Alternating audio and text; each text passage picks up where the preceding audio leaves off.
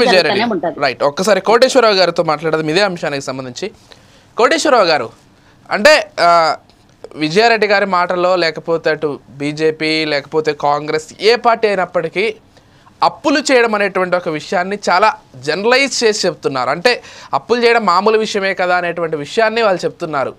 ప్రజల పైనే భారం పడుతుంది అల్టిమేట్గా అనేది మరి మర్చిపోతున్నారో ఏమో నాకు అర్థం కావట్లేదు. కానీ అభివృద్ధి చేయాలన్నా కానీ ప్రజల సొమ్మే తీసుకొచ్చి ఖర్చు పెట్టాల్సినటువంటి విషయం లేదు.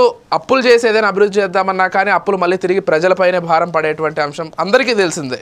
కానీ దానికి జనరలైజ్ చేసేసినటువంటి విధానాన్ని ఏ విధంగా చూస్తారు, సమర్థిస్తారా మీరు దీన్ని? ఇప్పుడు కార్పొరేట్లకి అప్పగిస్తున్నటువంటి రాయితీలు ఇవన్నీ కూడా మనం చూసినప్పుడు ఖజానాకి వచ్చేటువంటి నిధులు అనేటువంటివి తగ్గిపోతున్నాయి. ఆ తగ్గిపోతున్నటువంటి స్థితిలో ఉదాహరణకి కార్పొరేట్ పన్ను 30% నుంచి కేంద్ర ప్రభుత్వం 22% తగ్గించింది. మళ్ళా దానిలో కూడా కొత్తగా పెట్టేటువంటి పరిశ్రమలకి మేము 15% మాత్రమే విధిస్తామని చెప్పింది.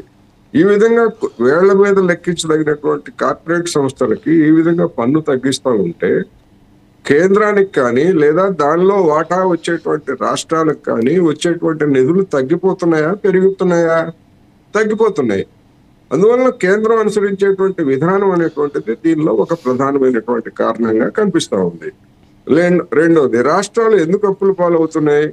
గతంలో 30%గా ఉన్నటువంటి దాన్ని మేము 40%, 45%కే మేము పెంచామని చెప్పేసి బీజేపీ పెద్దలు చెప్తారు. కానీ అదే సమయంలో చేసింది ఏమిటి?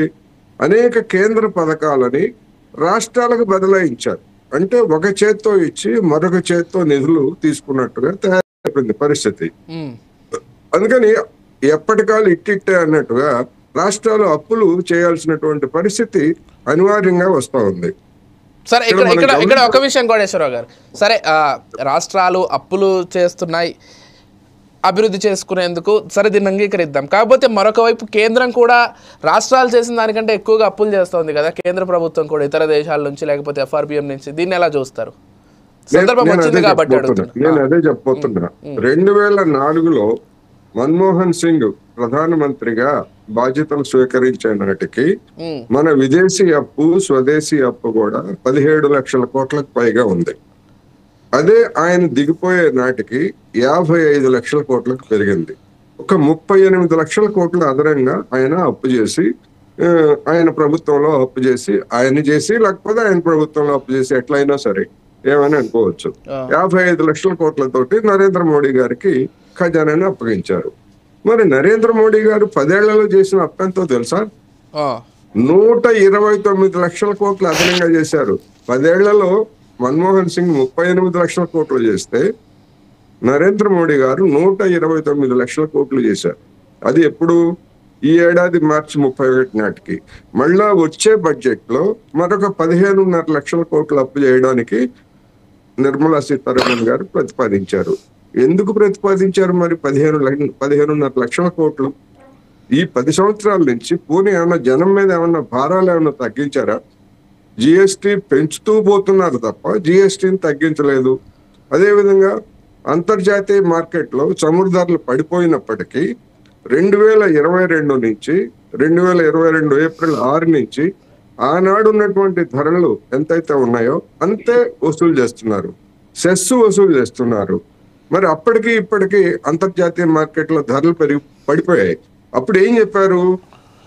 అంతర్జాతీయ మార్కెట్లో ధరలు పెరిగితే మేము పెట్రోల్ డీజిల్ ధరలు పెంచుతాము, తగ్గితే తగ్గిస్తామని చెప్పేసి ఒక పాలసీని చెప్పారు. మరి 2022 నుంచి ఆ పాలసీని ఎందుకు పక్కన పెట్టారు? జనం జేబులు ఎందుకు కొట్టేస్తున్నారు అనేటువంటిది ఒకటైతే, ఇంతగా జనం నుంచి పిండుతూ కూడా మరి నరేంద్ర మోడీ గారు 129 లక్షల కోట్లు 10 ఏళ్లలో ఆయన చేసినటువంటి కొత్త అప్పు. మరి దీన్ని ఏమంటారు? ఇప్పుడు కేంద్ర ప్రభుత్వానికి FRBM చట్టం కనుక ఉండేట్లయితే అంత తప్పు చేయడానికి లేదు. కొన్ని లెక్కల ప్రకారం అంకెల్ గారిడే ఎట్లా ఉంటుందంటే కొన్ని లెక్కల ప్రకారం 56% జీడిపిలో కేంద్ర ప్రభుత్వం అప్పు ఉందని చెప్తున్నారు. మరి రాష్ట్రాలకు ఉండేటువంటి అప్పు ఎంత? 25% కదా పరిమితం. కేంద్ర ప్రభుత్వానికి 56% లేదా కొన్ని లెక్కల ప్రకారం 78-80% వరకు ఉందని చెప్తున్నారు. ఎవరిచ్చారు అంటే కేంద్ర ప్రభుత్వం తనకు అధికారం ఉంది కనుక ఎంతైనా అప్పు చేయడానికి అవకాశం ఉంది కనుక అప్పు చేస్తా ఉంది. మరి అదే సమయంలో ఆ అప్పు ఏమన్నా రాష్ట్రాలకు ఏమన్నా వాటా ఏమన్నా ఇస్తున్నారా? అప్పుగానే కావచ్చు, అదేమి ఇవ్వట్లేదు.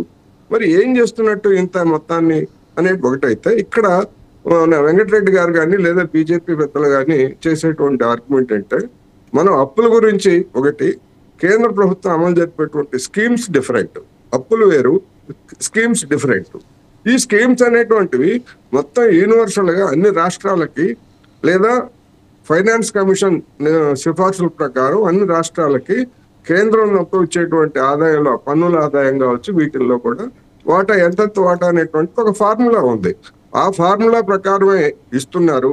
ఆ ఫార్ములా ప్రకారమే కేంద్ర ప్రభుత్వ పథకాలన్నింటినీ కూడా అన్ని రాష్ట్రాలకు అమలు జరుపుతున్నారు తప్ప తెలంగాణకి ప్రత్యేకించి అమలు జరిపినటువంటి స్కీమ్స్ ఏంటో చెప్పమనండి.